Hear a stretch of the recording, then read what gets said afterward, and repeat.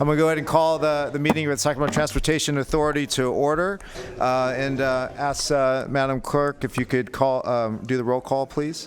Good afternoon, directors.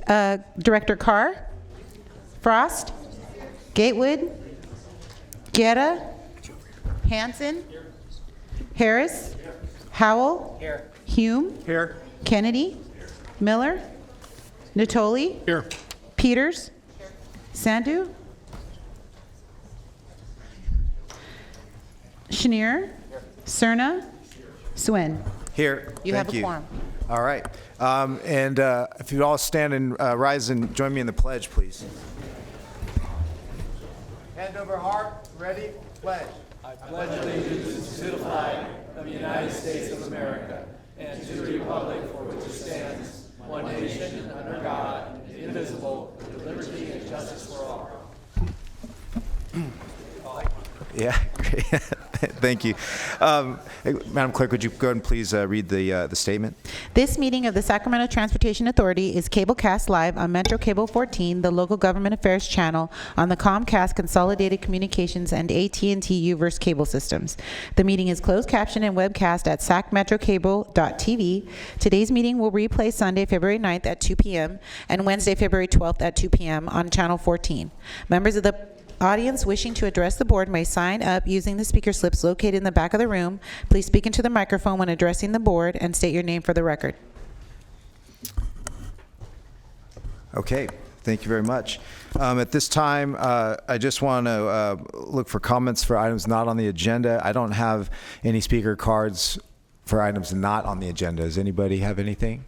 Okay, seeing none, I'm going to go ahead and move to consent items. Action summary, January 9th, 2020 STA Governing Board meeting. Entertain a motion. I'll move it. Moved Dr. Howell, seconded by Director Harris. Sorry, thank you so much. All those in favor? Aye. Opposed, abstain, motion passes. And then on to item number 3. Proposed draft Measure A ordinance and transportation expenditure plan. Mr. Kempton? Mr. Chairman, is my microphone on? Great, thank you. Today's item 3 deals with the overall issue of the proposed draft Measure A ordinance and the transportation expenditure plan. But what we're asking you to do is to receive an oral presentation from representatives of the Sacramento Area Council of Governments and the Sacramento Metropolitan Air Quality Management District regarding air quality conformity and GHG emission reduction as it relates to the draft 2020 expenditure plan. In addition, we're going to ask for you to take additional public testimony on the draft Measure A 2020 ordinance and the draft Measure A transportation expenditure plan, although no action is anticipated on those items today. If you'll remember at the regular meeting on December 19th, the board member Steve Hansen requested that SACOG and the Air Quality Management District take a look at our expenditure plan with respect to a conformity overlay. SACOG and the Air District have completed a preliminary analysis of the expenditure plan. They're going to present the results of that analysis to you today, we will take that information into consideration as the final draft of both the expenditure plan and the ordinance are prepared for presentation to the authority for tentative adoption in March. Following the December 12th meeting, we did present a discussion draft of the Measure A Transportation Expenditure Plan, and then Chair Peters requested that 2 special meetings of the authority be scheduled. This is the first of those special meetings today, February 5th. Our regular monthly meeting for February is scheduled for next week. We will have a revised update of Well, can you just give the dates for all the meetings this month? Yes. So on February 5th today, special meeting. On February 13th is our regular February meeting. And then on February 19th, and that's a Wednesday, will be the second special meeting if determined to be required. So we'll make an update on the ordinance and the expenditure plan at the regular meeting on February 13th. And then, if necessary, we will hold another special meeting on February 19th to take additional public input. And the idea here is obviously to provide as many opportunities as possible for public input on the measure. So with that, Mr. Chairman, I think we could hear from the representatives from SACOG and the Air District. Okay, thank you, Will. And just remind everybody, you know, we have two working groups going on right now, a subcommittee comprised of members of this board, as well as the PAG, the Professional I forget what it stands for, Advisory Group. So with Public Works Directors, members of Caltrans, RT, several other stakeholders are part of that group. Those two groups, I believe, are progressing as well. Always good to have more input, so really appreciate James Corliss here today on behalf of SACOG. Thank you. Thank you, Chair Soon and members of the STA board. I'm also joined with Alberto Ayala. We'll do a bit of a tag team here. As your executive director noted, in the December STA board meeting, there were some questions, and we've had many others about the major capital expansion projects. What are going to be their impacts on congestion, on greenhouse gas emissions, and air quality? This is a fairly technical memo. If you were able to get through the whole thing, I commend you.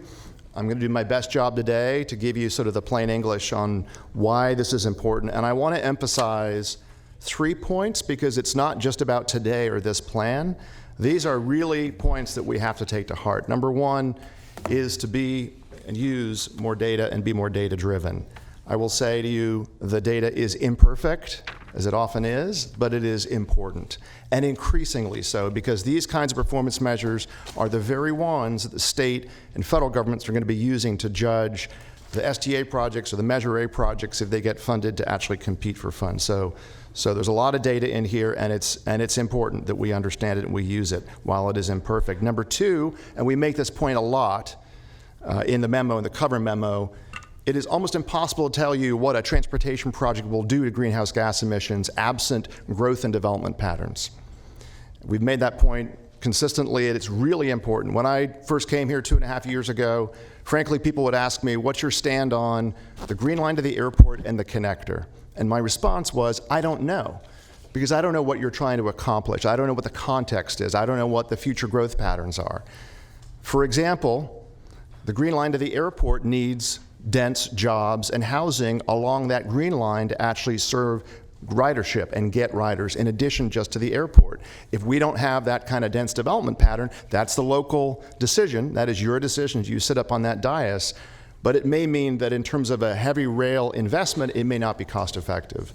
We are not getting all the way today or in this analysis to cost effectiveness. I just want to explain to you how important this is. When we go to the federal government for new starts and small starts, when we make the case for federal funding, they're going to be asking us these questions. So it is really important. And then finally, and last but not least, is greenhouse gas emissions. Alberto is going to talk to you a little bit about air quality conformity. Those of you on the Air District Board are well familiar with this. Our region and the SACOG board just adopted the most recent 20-year Metropolitan Transportation Plan, so-called MTPSCS, in November of this year. There's good news in that plan. There's a lot of good news. Number one is we adopted it 4 months early. So we actually missed a lot of what's been happening with this so-called federal SAFE rule, which could have actually put us on a conformity lockdown. We were able to accelerate the plan and advance it. The tricky thing is, and why we would care about what you're doing in Measure A, is because the headroom that we have in our plan around greenhouse gas emissions, we have to achieve a 19% per capita reduction from mobile sources by 2035, is about the headroom that a fully loaded barge going under the Bay Bridge at low tide has to get through. It is almost not there. And so there's ways that we can make trade-offs. It's a budget. Think of it as a budget. It's an air quality, in this case, a greenhouse gas budget. But it's heavily dependent on the investment packages, on the growth patterns that are in not just Sacramento County in this plan, but across the 6 counties in our plan. We are reaching and achieving that target only barely. So it is important. And I'll say this again at the end. One of the many reasons it's important is because if we don't achieve that greenhouse gas target, we will not be competitive for state funds, and I believe in the future federal funds, and I can tell you more about that. So we limited the scope of this analysis, as I said, to the major capital projects, the big ticket projects, and this is the map that you have in your packet. And they are basically as follows. It is the I-5 managed lanes up to the airport in purple. It is the green line from the Sac Valley Station to Township 9 through Natomas up to the airport. In orange, you see the Cap City Freeway. That is, and the dashed lines on those projects are the projects that are not in the current 20-year MTP SCS. They may be in for project development or scoping or pre-construction, but not for full construction. Down in Elk Grove, you see the blue dashed line. That is some sort of fixed transit, maybe light rail, into Elk Grove. And the Southeast Connector runs, as you know, from White Rock down Grant Line and includes Camera Road there on the edge. So when we look at those projects, and the numbers on those segments are really important, as we say in the memo. And this is, I know many of you have asked, why are some things in the MTP and others are not? It is about phasing, it's about timing of projects, and it's about some of the data that we're going to show you there. And I have other SACOG staff here if you have any technical questions on this. So let's first look at congestion. And I know this is a lot of data. We're trying to present this in a way that it's accessible. Here's a chart on the left-hand axis. We have vehicle volume. On the bottom axis, we have peak period speed reduction. We know that at peak hour, all across Sacramento County, we're seeing huge reductions in speed. So we want to look at this in terms, this is current data just today, not going into the future, just current data in terms of vehicles and slowdown and where speed is. Where you're seeing an erosion of speed, you're not going as fast as you would at free flow conditions. So here is the Cap City Freeway, 2 segments, one of which is in the MTP, segment 2 of which is not. Major volume, major speed reduction, and I'll come back to this again. The Cap City Freeway is the biggest choke point in the region right now. It is by far between volume and speed reduction. The I-5 managed lanes up to the airport. They're the segments, segment 1, 2, 3. Here's the connector project, which does not have as much volume today, as you probably know, although it does have some congestion. And we again see segment 3 out there, Douglas 50, with some speed erosion at peak, but not the volumes that the major projects have. And then that's Camera Road, Bruceville to 99. There's other ways to look at congestion. I want to, again, emphasize we have new federal performance measures and standards that we're going to have to adhere to and meet. So these are important. This is a different way to look at congestion. It's really extreme. It is stop and go. It is not just speed reduction. It's extreme vehicle miles traveled and heavy congestion. That's the current. And now we look through the plan at a lot of investments in some of those segments. And again, I want to highlight that some of those projects and segments are in the plan for investment and others are not. So you see the US 50 to Arden Capital City Freeway has the heaviest extreme congestion today. That is a major project to fix that bottleneck by 2040, and you see that heavy congestion go down to 2%. You see other changes over time, not nearly as significant, but in some ways kind of trying to keep ahead of the curve. We don't see any congestion right now on Camera Road. Frankly, we have heavy congestion because it's not connected yet between 5 and 99. There is half of that facility is not there. James, just a second. Do you have a question, Carrie? Yes, I do. My question, James, is given the numbers on the existing traffic on the connector and the projected traffic on the connector in 2040, was there any consideration given to the amount of reduction of traffic on 50, 99, 5, pick a freeway? I figured I would get that by question. movement of traffic from given freeway to the connector. So I love that question because that's the kind of question that you should be asking. I know that's the question. That's why I asked it. Yeah. We could not put it into this, and we did not have the ability to look at off those segments. So that's a question we would love to know the answer to. Are you getting any relief on 99 and 50? We don't know. We were able to look at the segments that are there, not what's happened on the off segments. I will tell you, when we look at this, in terms of the segments of the connector, the White Rock Road piece, segment 3, between today and the future growth of Folsom Ranch, is one of the most significant relievers off 50. That takes a lot of pressure off Highway 50, but I don't have data for you in terms of what it does to 50 and 99. I know the connector staff asked about that.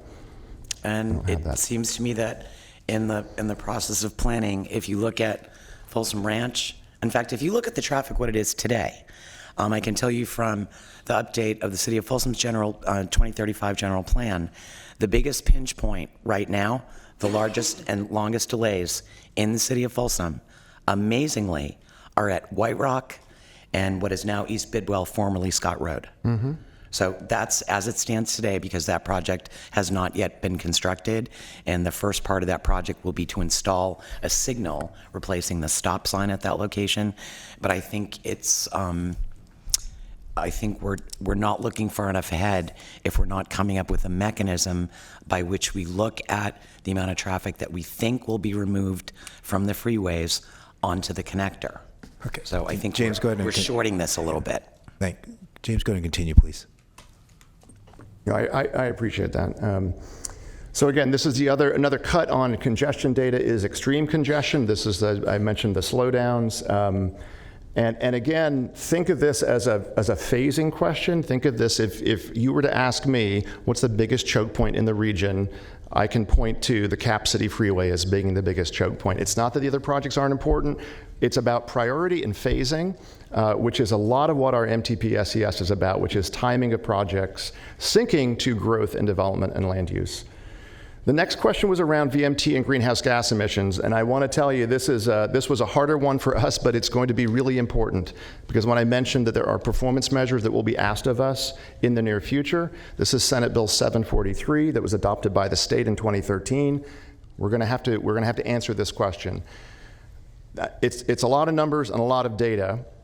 We're trying to here just simply show you the segments today whose current likely usage, ridership, around an area of that facility are above or below the regional average for driving, basically, miles put on the road. The orange is above average, the green is below average. You see changes. You see some changes over time, which are good. Those changes in the far column going from orange to green, we want more of those. In some ways, we want to be focusing growth. All of you at the local level, in those places, we're seeing reductions. And I would say, too, in terms of Camera Road, this is kind of an interesting one, because you see, I believe, an orange to green, because in the MTP SES, we have a job center going into Elk Grove, right? So you have jobs and housing, and you get jobs, housing balance, you get fewer miles driven, and thus you get, Camera Road makes a lot of sense from a connectivity perspective, but from a job center reducing VMT. It's a really important point I want to impress. I'm happy to take more questions, but I know Alberto has a little bit on conformity and air quality standards, and then we will wrap up. Okay, thank you, James. Thank you, James, and thank you, Chair and Board. Again, Alberto Ayala with the Sac Metro Air Quality Management District. I want to first acknowledge SACOG, James and his team, because as you can see, they've certainly done the heavy lifting in this analysis, but we certainly at the Air District are happy to do what we can to contribute our perspective. And I like the analogy of the barge fully loaded at low tide going under the bridge, because I can use that for air quality as well. When we think in terms of what we call criteria or conventional air pollution, I'm going to start with the story of particle pollution in the air. And what you have here is essentially the trend of that particle pollution in our region relative to the legally binding National Ambient Air Quality Standard, which is the dotted red line. And what you see here is a good news story. Yes, the region is in attainment of the particle standard, but you can see how we oscillate around that standard. And the Federal Clean Air Act requires not only to show that you can get to attainment, but it also requires that we need to show that we can maintain this level of attainment, which means that we as an air district, as a lead agency for the region, need to continue to work with SACOG and the other stakeholders to make sure that we have a plan so that it doesn't take us out of attainment for particles. So that's an important point that we want to convey to you. And again, it's a good news stories because we're there, but we cannot rest easy because we need to be mindful of what new projects can do for attainment. Just a quick question before you move on. The red dashed line represents attainment? Is that correct? Is The that red standard? line is our target that represents attainment. That is a national air quality standard that we are bound to show that we can meet, and the data does show that. Alberto, we got one more question Sure. from Director Cerna. Thank you. So before you leave the slide, Alberto, the oscillation that we see around the red line at the right-hand side of the slide, fair to say that that oscillation is a function of growth that occurs annually in our region, combined with the measures that we take to constantly address that growth and reduce criteria pollutants, correct? It's a number of factors. So it's we predict certain amount of emissions based on economic activity, driving around, what have you, and sometimes those predictions are a little off. But this is data. This is actually coming from our network. So we are constantly monitoring and collecting the data. So indeed, this is not unusual. You see this throughout the state. And what I want to point out to you, in case you're wondering, this does not include the impact from wildfires. If we throw in wildfires, it's a completely different picture, but we don't need to go there. We have a process in place with the federal government to deal with that. But the message again here is that we're close. I guess my point though is that it would be a mistake to think that as soon as you get below the dashed red line, you plant a flag and declare victory. That's not the way it works. Correct. Okay. Correct. And that is where the maintenance plan comes into place. We have to develop a plan to maintain attainment that is 10 years into the future, and we have to do it twice. Right. So, Alberto, your slide's generating a few questions. Okay. Supervisor Natoli. Questions are good. Yeah, Alberto, just real quickly, so on the slide, this is current as of 2018, and I think to previous question, kind of have this bounce to the line down a bit and back and forth over the last 5, 6, 7 years. Where do you at least preliminarily think 2019 fits? Is it begin to flatten out there at 30, or is it going to see a bounce back? Director Natoli, I can't tell you that because the data, before we can show it, goes through a very rigorous process of Q&A, not only by us, but by the state and the federal government. Typically, there's about a lag of a year behind. Oh, there's a full year. So Sure, we would know this because till you have to make 2021. sure that the data meets the QA. We have to check it. The state has to check it. The feds have to check it. So there are several steps in the process that need to be completed, and I would hesitate to give you an answer at the risk of being completely wrong. But the point would be the same, that we're getting close. But this is still keeping me awake at night because I like to see those data points well below the standard, obviously. Is it safe to say, though, that we're in attainment? We're in attainment as of 2018 and 2019? We have an approved attainment plan. So Right. federally, the federal government has said, you've done your job. What they are asking us to do is make sure that we maintain progress. Thanks. Moving on to a similar story, and perhaps this is a little bit more difficult because it is the ozone standard that we are not in attainment of. And here you can see again the dotted lines are the 3 different standards that we are expected to comply with, to show attainment of. And the first story I want to make for you is, again, you see that the standards are getting progressively more stringent over time. And that is simply because science on the public health effects of pollution is getting better and is generally pointing to more and more stringent standards. The second thing I want to point here is, unlike the attainment of the particle standard, you see that our ambient pollution levels in terms of ozone, we're not close where we need to be. We need to be in the blue line, which is currently the standard in place. And we're already starting the planning process for the next standard, which is a 2015 standard. The green line. One of the reasons we're limited in terms of how much we can give you an answer for the analysis that you asked us and SACOC to do is because this is a long process for us.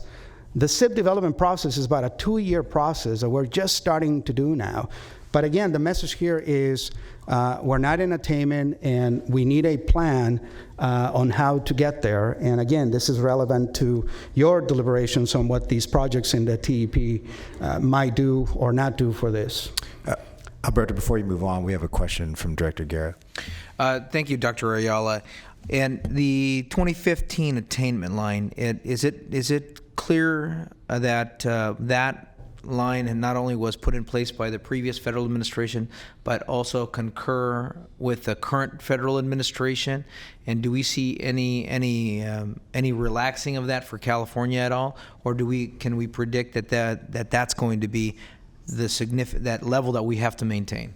That is it, Director Guerra. You are correct. This was a standard adopted by the Obama EPA, but the current administration has upheld the standard. So this is essentially the target line that all regions, not only California, but the entire country, is trying to meet.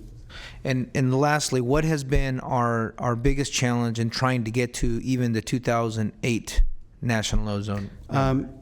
Vehicle combustion is the biggest source of NOx emissions, and particularly diesel combustion. Okay. So that's one big source.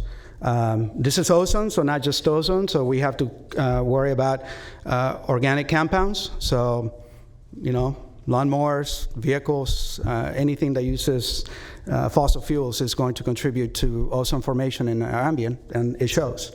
Okay. Thank you very much. Last question, Director Harris, and we're going to let Alberto finish his presentation. Thank you, Director Soon. You know that your choice of colors in the lines here is interesting. From an RT point of view, the blue line would help attainment, and the green line would be even better.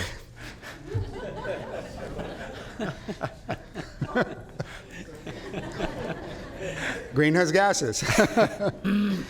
I did want to touch on carbon reductions because it's too important a topic, obviously, as Mr. Corliss already alluded to. And in terms of the progress, perhaps this is even a bigger challenge if you think that we can reach our air quality targets. And the reason for that is, as James alluded to, we have a really aggressive target. This 19% reduction in 2035 is a heavy lift for us. And we are not unique in that respect. So we are very mindful of anything and everything that can get us off track here. And my point here is simply to convey to you a parallel message that whether you're talking about conventional air pollution in terms of ozone or particles or greenhouse gas pollution, the story is the same. We have a little bit of headway to be able to get the barge under the tree, but it's at low tide. Anything that changes that dynamic, and we could collapse the bridge, and that's not a good thing. And I think James is going to talk about that. So what do? We want to give you tools. We want to give you options in terms of how to think about air quality and climate and use it in your considerations of the TEP. What we can tell you is, as Mr. Corliss alluded to, we go through a very substantial process through the MTP SES to make sure that the transportation plans, the VMT plans, are aligned with the air quality conformity plans. So the best advice we can give you at this point with the time that we had was anything that is already in the approved NTP is good to go, because we've already gone through the process of showing conformity. Anything that is not in the current expenditure plan, our suggestion to you is let's include it in the next round, the next cycle of the MTP SES, which happens every 4 years. And that way we can ensure that it goes through the full analysis, no shortcuts. We will consider, as we have in the past and will continue in the future. And we can come back to you with a high degree of certainty in terms of answering the question that you asked us to look at in terms of, is this going to keep us on track or not? And then finally, this is my last point before I turn it over to Mr. Corliss again, is I want to give you some tools in terms of if you were to want a lens by which you can look at the expenditure plan, some of the things to keep in mind in that lens are what I call no regrets strategies, meaning we cannot today give you a quantification in terms of the benefit that these actions will have, but you can have certain assurance that if we do these things, we're likely going to be okay. And that means anything that you can do to reduce VMT, it's a good thing. Anything you can do to eliminate vehicle trips, it's a good thing, because that's certainly one of the things that puts a burden on the environment. Converting trips that are single vehicle user in a vehicle that takes it into a sustainable mode of transportation, and you can see we're not just suggesting there's one mode, there's multiple modes. That is a good thing. to the extent that we need to continue to rely on vehicles, and clearly we do, let's try to do what we can to turn those into zero-emission vehicles. And I'm talking about two flavors, battery electric and fuel cell electrics. And then the final thing gets to the point that James already made very well, and that is anything that we can do to promote low VMT areas, that is going to be good for air quality, that is going to be good for greenhouse gas emission reductions. Thank you. Thank you, Alberto. Okay, one more slide, but Director Howell, I did in real time get an answer. We can look at 50 and 99. We did not, it wasn't a technical issue, it was a timing issue. So with time, we can do that, if you would like to know the answer to that question. And this is my last slide, which is really just, and you know this, I believe, but the importance of the leverage of the Measure A dollars to other dollars, state and federal dollars. If you look at this being the 20-year look, remember the MTP transportation plan is 20 years. This would be the slice of new Measure A. It's significant. You have talked and your polling has shown in terms of leverage of other state and federal sources. That is absolutely critical. It's the regions that have the local sales tax measures that actually I think are going to do better in the future, state and federally. But to bring it back to where I started, that means that we have to be really aware and very competitive about what we're going to be evaluated on and judged on in terms of those kinds of performance measures that we've shown you today. So with that, we conclude our presentation. Happy to answer any questions. Thank you, James. I'm going to ask for any questions, and questions only at this time. I have a number of speakers signed up to speak. I'd like to go to them first before we come back for further dialogue. Any questions? Okay. Thank you very much, James.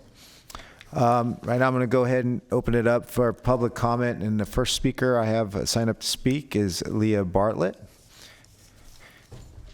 And actually, because of the number of speakers, I'm going to, go ahead, come up, Leah, sorry. Because of the number of speakers, I'd like to, let's do a 2-minute. We're going to do a 2-minute. Thank you. Okay. Okay. Thank you. My name is Leah Barrett. I'm the Deputy Director of the 50 Corridor Transportation Management Association. It's TMA for short. I recognize that we are late to this discussion, but I'm grateful for the opportunity to comment. And it's clear to me that we all stand on fairly common ground. We want what's best for our communities, and we want to achieve the goals outlined in this plan, like reducing traffic congestion, improving air quality, and addressing transportation needs of residents. I also think we can all agree that achieving these goals requires the region to make some changes to infrastructure and services, but most importantly, a change in human behavior. That's why transportation management associations were formed in the region nearly 30 years ago. We address human behavior as the driving force of automobile traffic congestion through education and programming. It's important to keep in mind that these proposed infrastructure and service changes are for people who have ingrained automobile dependence. Because of this, we're faced with the task of shifting perspective, shifting culture, and ultimately shifting the behavior of travelers and commuters. The Sacramento 50 Corridor, South Natomas, and McClellan Park TMAs have over 680 members combined. Among them are the largest employers in the region. You have a handout of organizations our respective board of directors represent. We also work with residents, assessing needs, providing customer service, and organizing programs to address traffic problems and improve mobility. North Natomas Jibe is a leader in residential programming for their 60,000 plus residents. We provide boots on the ground education, empowerment, and incentives to nudge human behavior and encourage mode shift from single occupant driving, ultimately reducing VMT. We ask the STA to allocate 0.1% of funding to the regional transportation management associations. We'll leverage this support with our expertise in transportation demand management, vast member and resident commitment, and our commitment to provide a public-private forum so we can all work together to achieve the goals. Thank you very much. Next up, I have a Marilyn Bryant, and on deck is Suzie Wagley. Sorry if I mispronounced that. Good afternoon. I'm Marilyn Bryant, Executive Director of the Sacramento Transportation Management Association, TMA. I'm here today to offer the TMA services as mitigation for the congestion and emissions impacts identified in the analysis prepared by SACOG and the Air Quality Management District. The Sacramento TMA was created 30 years ago by a group of concerned employers, developers, the city and the county. We began and have continued for 30 years with no mandate. None of our members are required to participate, and yet our membership has increased annually, and the members renew they pay their annual membership dues because the TMA provides services they need, and they've told us. Because they commit to membership, our members also commit to offer and promote TMA programs that reduce vehicle miles traveled. Every member has a dedicated liaison that works with their employees on site. The TMA helps them and provides free training luncheons every month so they know how to promote our TDM programs. Just today we had 27 employers represented at a Work Anywhere presentation. It was on how to set up a telework program at your work site. Imagine if everyone in every office who could work at home knew how to and did 1 or 2 days a week, the VMT we could reduce. TMAs offer TDM, Transportation Demand Management. TDM programs make more efficient use of the existing transportation system. We also have a report prepared by STEER, the International Transportation Consulting Firm, Reducing California's Greenhouse Gas Emissions Through TDM, which documents that TDM programs are effective, cost-efficient solutions proven to help reduce congestion, improve mobility, reduce emissions, and improve public health. The Regional Transportation Management Associations ask the STA to allocate 0.1% of funding in the Transportation Expenditure Plan to the TMAs. Including the TMAs in the allocation will complement the transportation projects in the TEP by enhancing the effectiveness of those projects that reduce vehicle trips and reducing the congestion and emission impacts of those that do not. Thank you. Thank you, Marilyn. Subid Wagley, followed by Pam Floor. You're up next. Thank you. Subid Wagley with SMUD. I'm here to appreciate your support for the Regional Mobility Initiative called California Mobility Center. It's a technology, policy-driven collaborative hub for mobility solutions and innovations that will be based right here in Sacramento. There are many benefits, as you all know, to Sacramento, including job growth, job creation, educational opportunities. So the Mobility Center will attract new business, investments, and startups to Sacramento to work collaboratively with local governments, regulators, manufacturers, utilities, universities, community colleges, and international partners to provide innovative products and services in this rapidly expanding mobility market.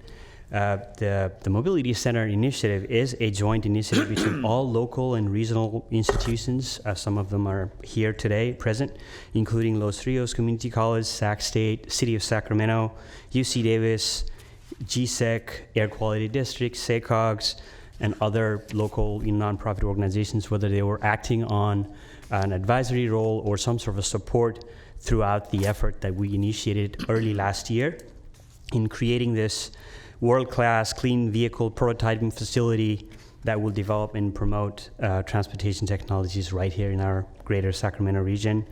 As you also are aware, that SMUD is contributing $15 million. $5 million is toward the startup, and the $10 million is match funding of $10 million from other sources. Some of the details we're still working on with some of the founding members. For example, Sac State is looking at providing parcels of land located in Ramona Avenue for the CMC campus, and Los Rios Community College will work on providing bond financing to build a facility. So we see this as a great opportunity to not only drive forward necessary technology advancements to make Sacramento the hub for development transportation technology, and also to support your local and regional goals for clean transportation. Again, thank you so much for your continued support for this regional initiative. Thank you. Appreciate SMUD's involvement as well. Pam Fleur, and next up is Scott Powell.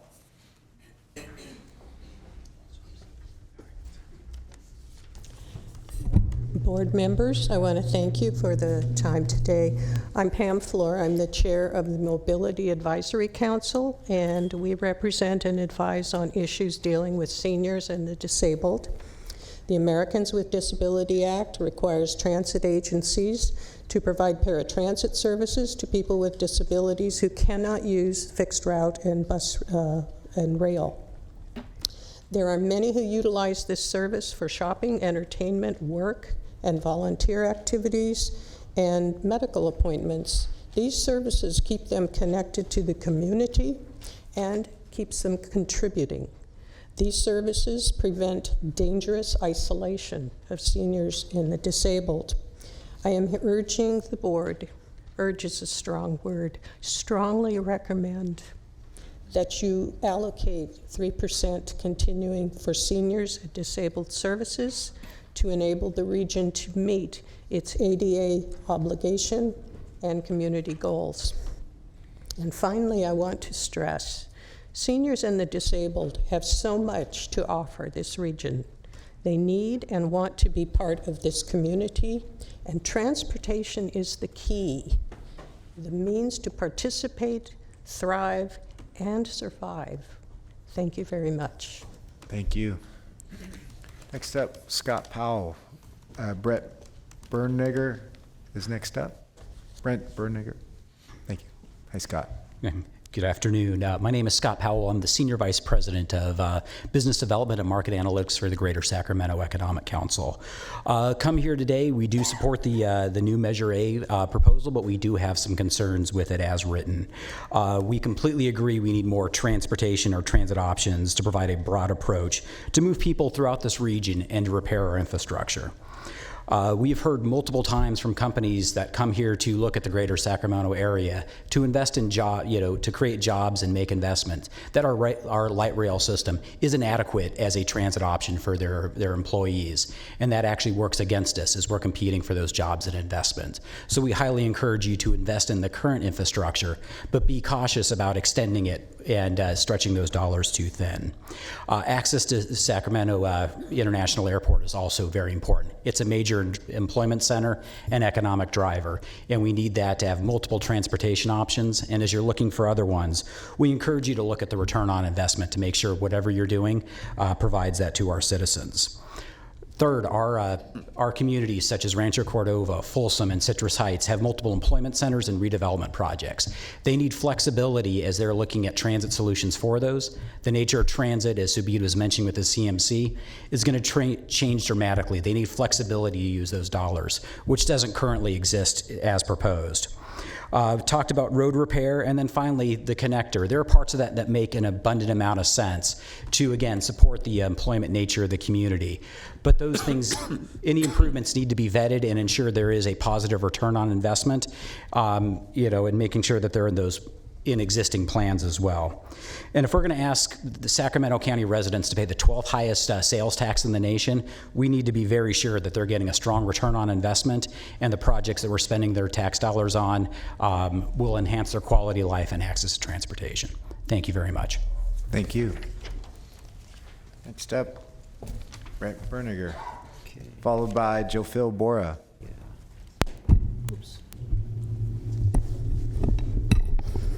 All right, well, yeah, my name is Brent Bernegger. I work for Sacramento Regional Transit District. I'm the Chief Financial Officer there. I want to first thank you for this opportunity to comment, and I also want to thank SACOG and the Air Quality for all the efforts they've put together. That was a great presentation. SACRT was also happy to see that the transit mode share that was shown in their full report increased by 4.4% compared to the current numbers. This is a great positive trend. The future Measure A funding, we believe, can provide significant transit improvements to the Green Line in downtown Sacramento, the Blue Line in Elk Grove, the Gold Line in Rancho and Folsom. These improvements, as Alberto said, can improve the VMT and reduce that significantly. I'd also like to point out, in the prior presentation, we did see a map of the area with all the large-scale projects. What was not shown in there is some of the smaller projects that we are working on, but they're really crucial to the lifeline of our system.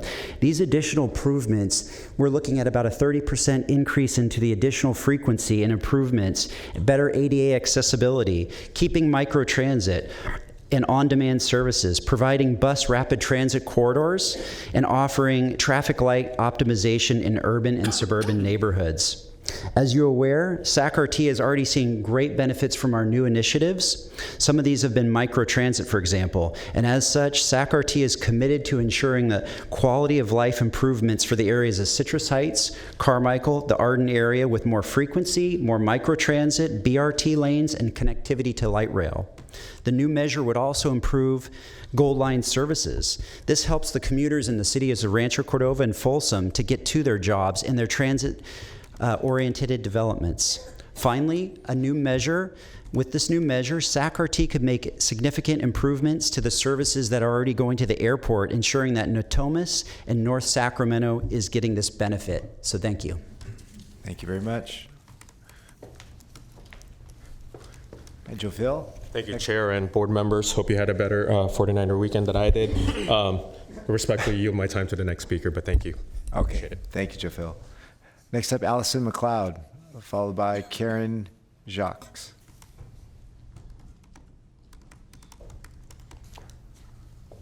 Hello. Good afternoon. I'm Alison Mcleod, here on behalf of the ACE Commuter Rail Service and Amtrak San Joaquins.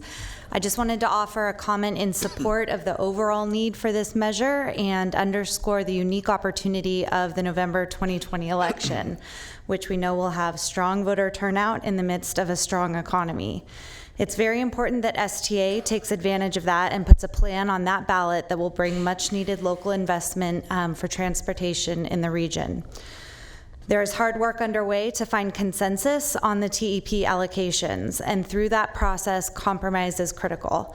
Everything listed in the plan is needed, whether it's pavement repair, new interchanges, zero-emission transit solutions, light rail enhancements, commuter rail operations, or new road connections. Those are all worthy projects, and each one needs as much investment as possible. We see the proposed expenditure plan as one that represents a comprehensive vision, one that offers a lot of good things for a lot of different interests, stakeholders, and jurisdictions. We urge the STA board to move forward with finalizing the plan, and we're committed to doing our part in helping educate Sacramento residents as to why this is a good, balanced approach that will benefit the region for decades to come. Thank you. Thank you very much, Allison. Next up, Karen Jacques, followed by Suzie Murray.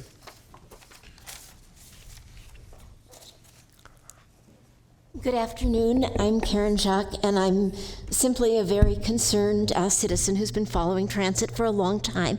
And I'm here to first express my thanks to the work that SAC Moves and SMART have done in putting together the recommendations that they have. And I strongly support those because of the emphasis that they put on both public transit and on active transportation. As someone who's lived in and run and walked the grid for years, that active transportation is really important to me. And I also commend the emphasis they put on avoiding any kind of new roads that lead to more sprawl. We need density so that we can support transit and shared vehicles. And I appreciate the opportunity to be here. I've written to you a couple of times, and this was the one time I had a chance to get here. And I really want to be able to vote for this measure. I couldn't vote for the previous one because I had too many roads, not enough transit. Thank you for being here. Thank you. Next up, Suzie Murray, followed by Steve Cohn. Hi, Suzie. Hi, I'm Suzie Murray, SMART volunteer, Sac Metro Advocates for Rail and Transit. I'm urging the board to adopt the principles provided by the SMART SAC Moves Coalition as you craft the measure that will go before the voters in November. The current direction of transportation in the county places significant financial burdens on the families who live and work there. With the widespread elimination of school bus service and the lack of safe routes to school, those of us with school-age kids must bear the financial weight to get our kids safely to and from school.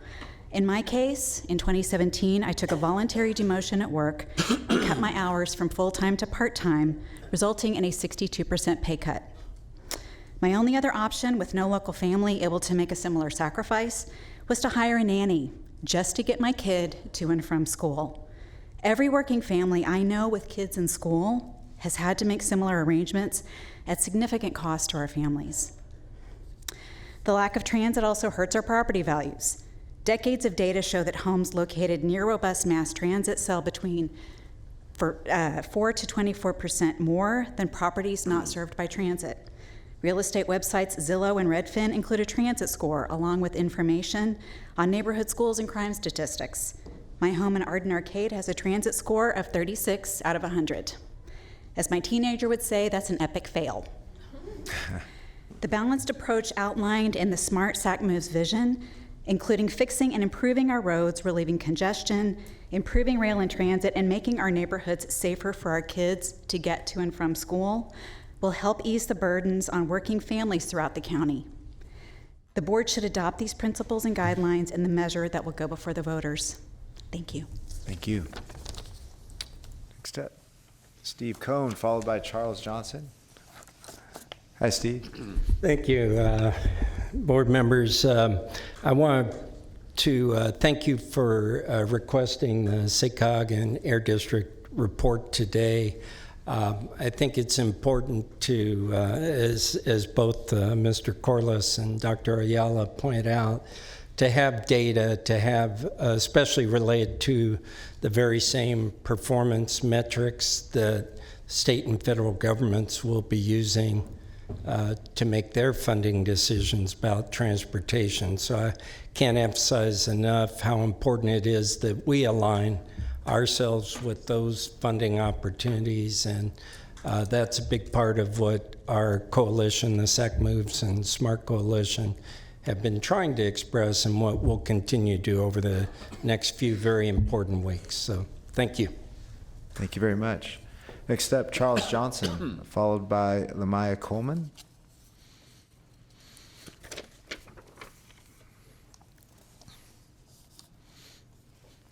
Good afternoon. Good afternoon. I'm Charles Johnson, and I'm also a member of the Regional Transit Mobility Advisory Council and a newly appointed member to the Paratransit Inc. Board of Directors.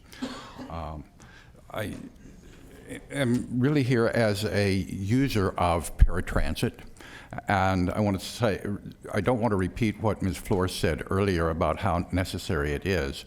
One thing I do want to add is that the ADA requirements are that a region with a public transport system is required to have a paratransit type of system.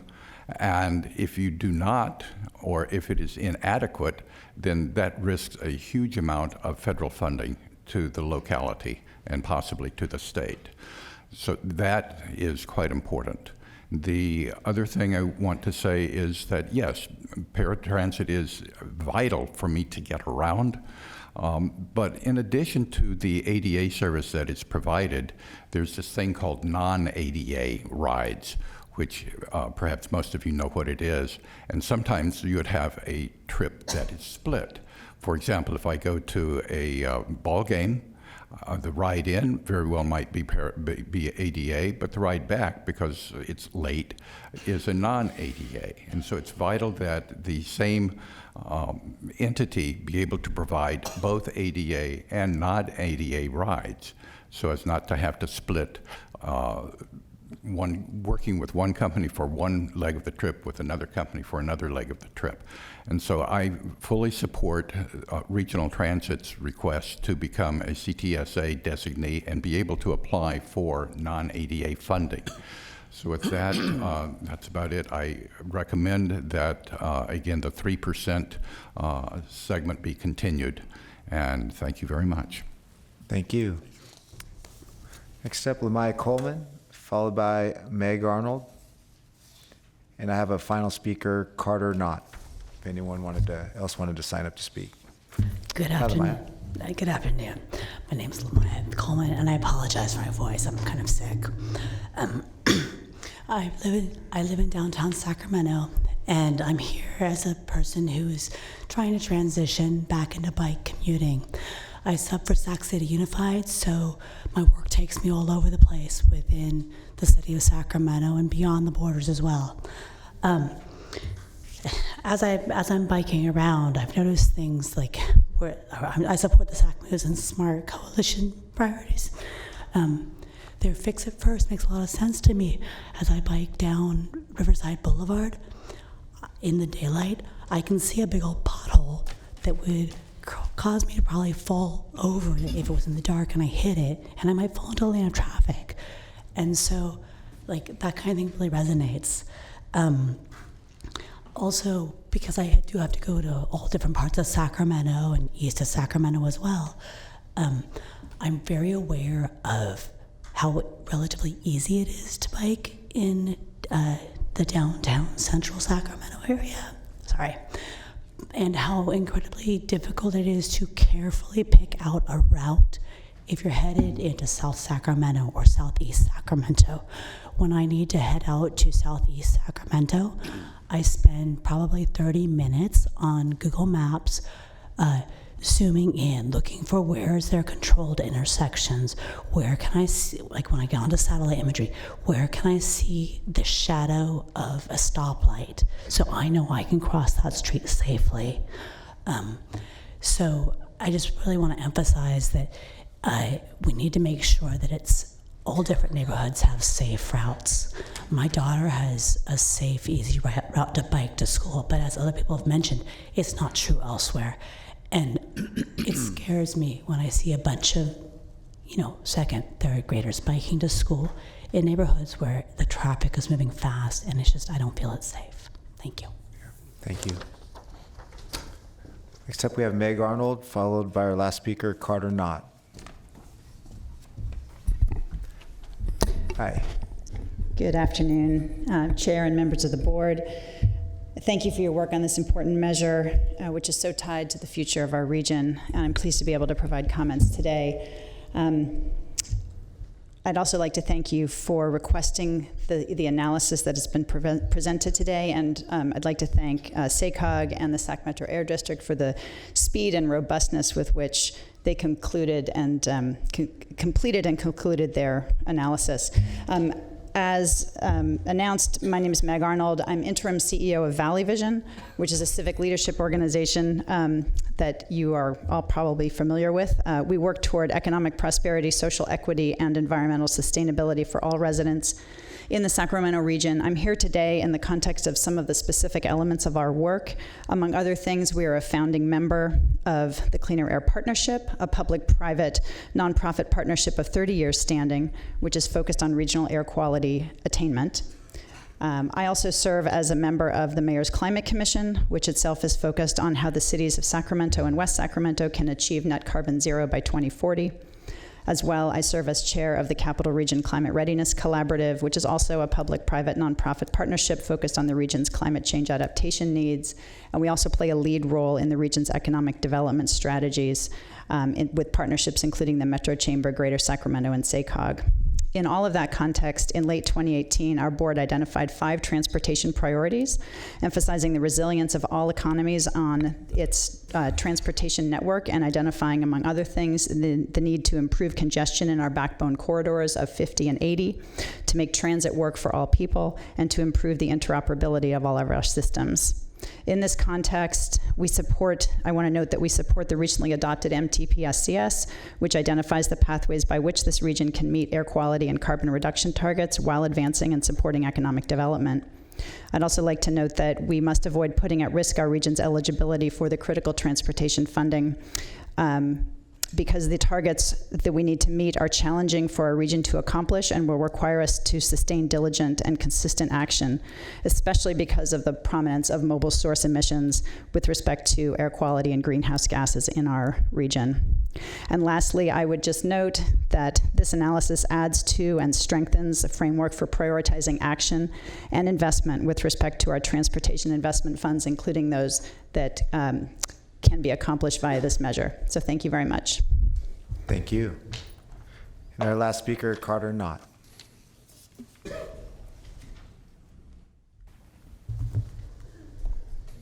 Good afternoon.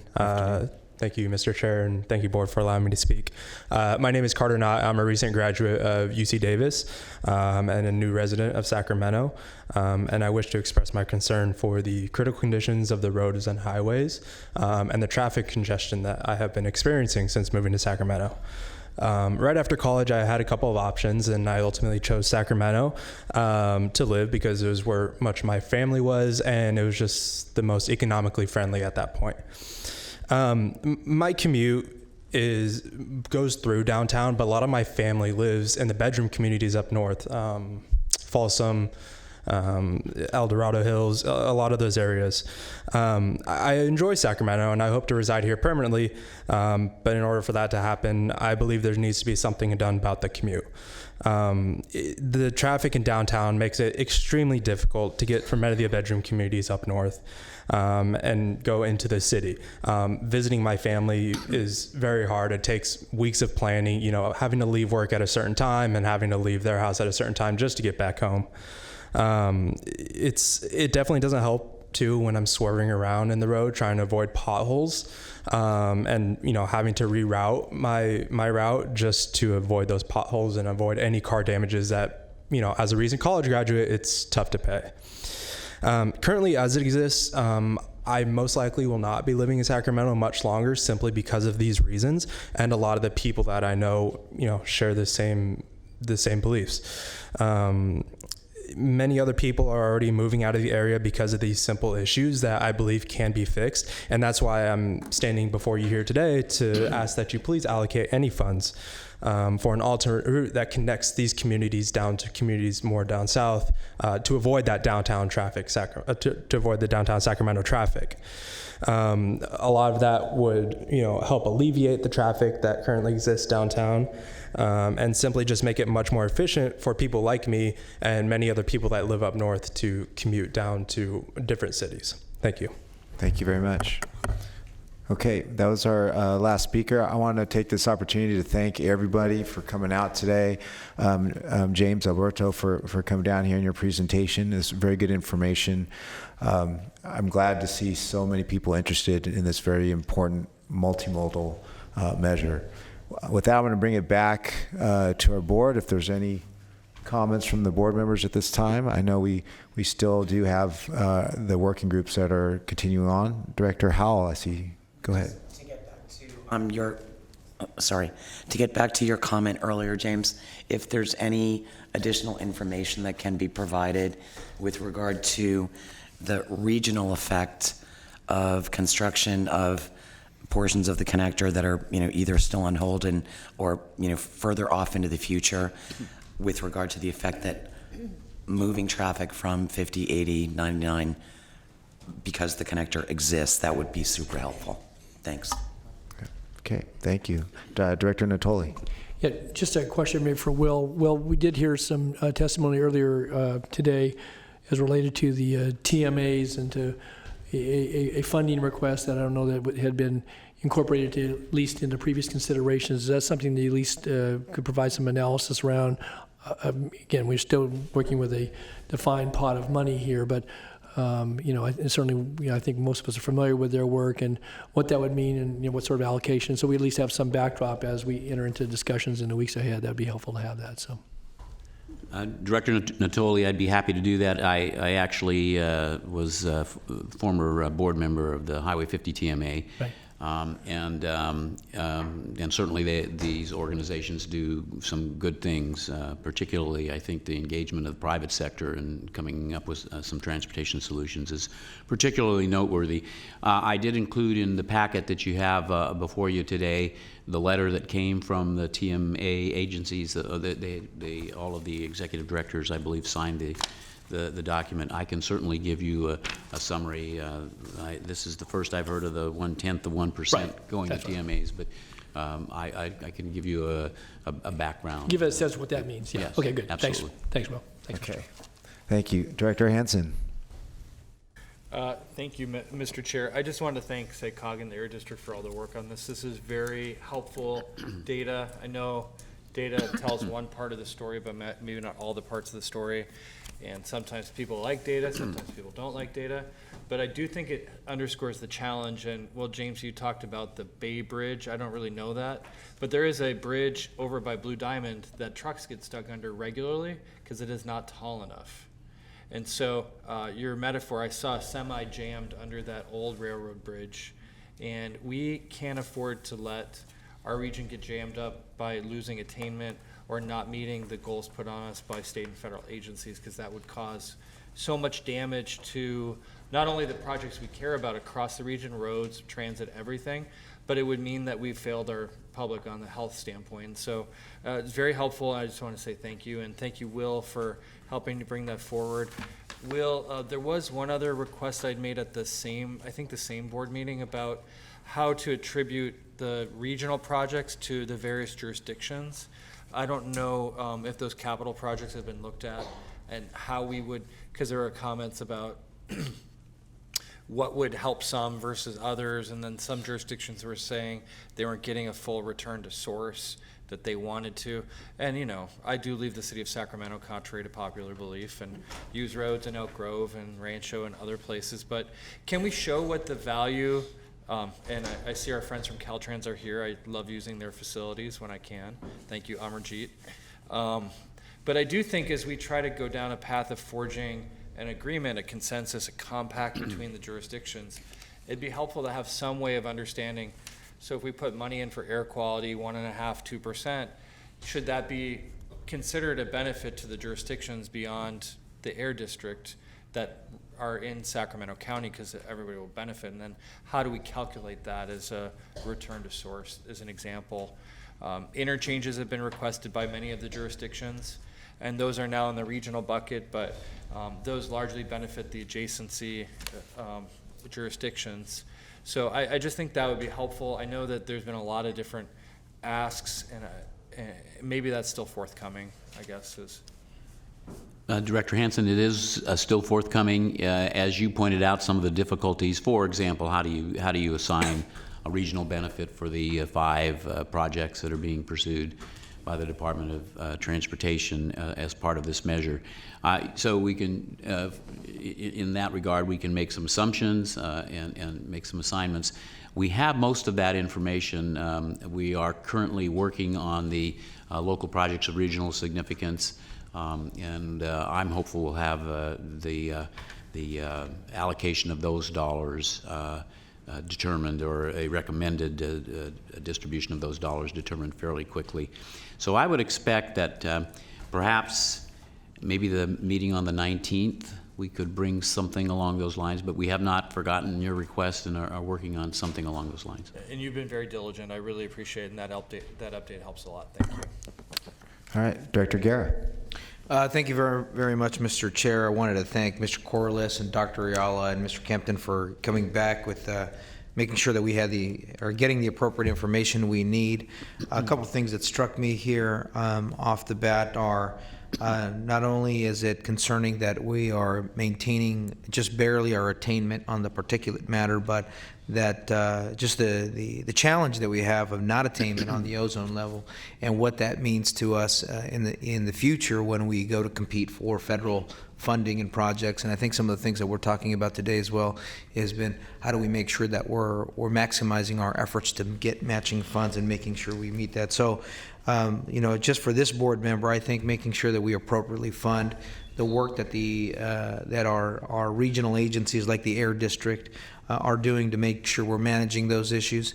Air quality doesn't stay within one jurisdiction, crosses between county lines, city lines, and as was mentioned by some of our testimonies today, we function as a region, and so our bedroom communities are contributing to those areas they drive through and by. So I think this is an important thing to take into consideration. All of these, I think, a good balanced approach, including the mobility center, and then how we balance our projects, particularly the Capital Corridor, I think is going to be something that we got to take into account. But clearly, I think maintaining the information today, making sure we meet our air quality targets is critical, and we can't do that with appropriate funding.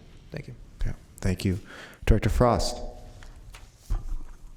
I'd like to thank James Corliss and Alberto Ayala, Dr. Ayala, for coming in.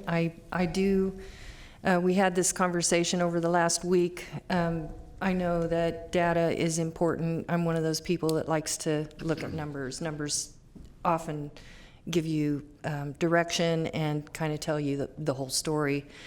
And I just wanted to point out or bring us back to the survey, which gave us a really good idea of what the taxpayers want to see countywide. It gave us a good picture not only of the different jurisdictions, but what we thought they might be willing to pitch in and pay for. I also want to point out that while I appreciate, we all work on several different boards, and on each of those boards we put on a different hat with a different mission in mind.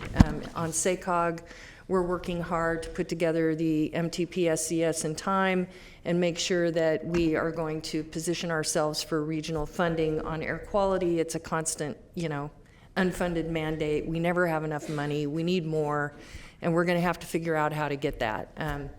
But on STA, this is about the different jurisdictions coming together to administer Measure A, which is a tax, and a local tax.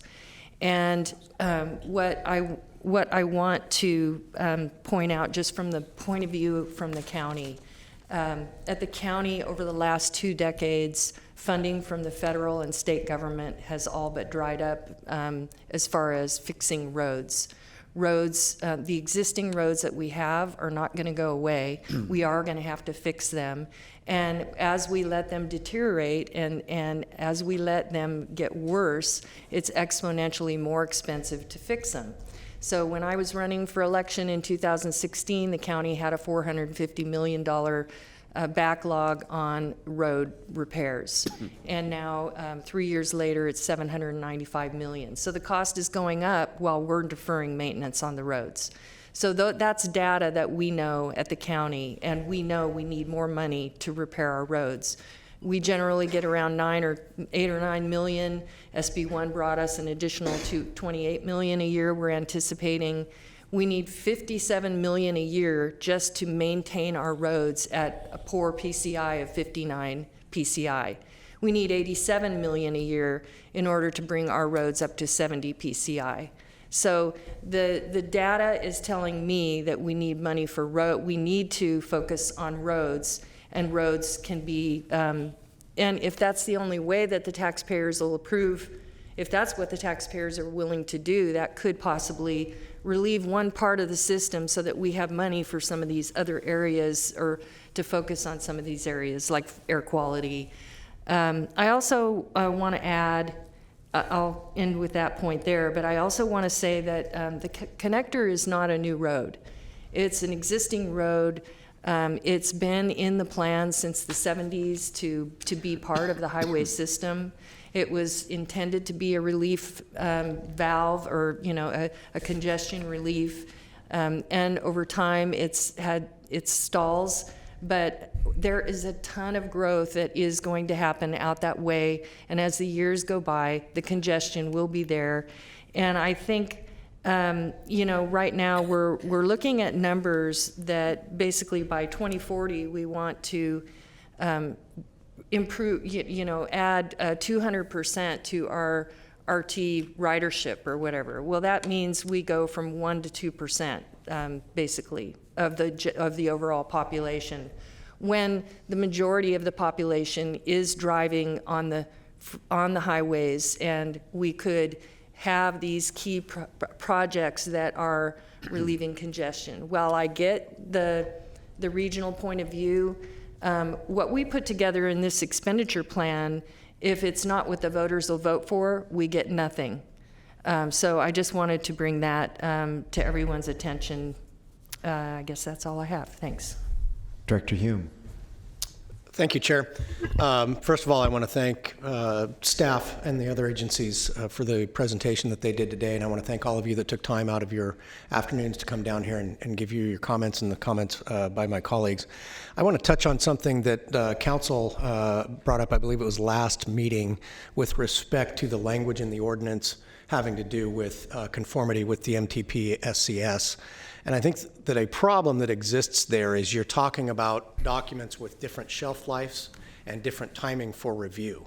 And so I would like to see that we put some language or addendum in that calls out that at the time of the expenditure, or something that sets a different target for conformity than at the time of adoption of the plan. I think currently it reads that the adoption of the plan shall conform, and it's tough to do that when every 5 years the MTP is reviewed, and within 10 years the expenditure plan will be reviewed. So I'd just like to see some language added in there that ties that trigger to a different pinch point.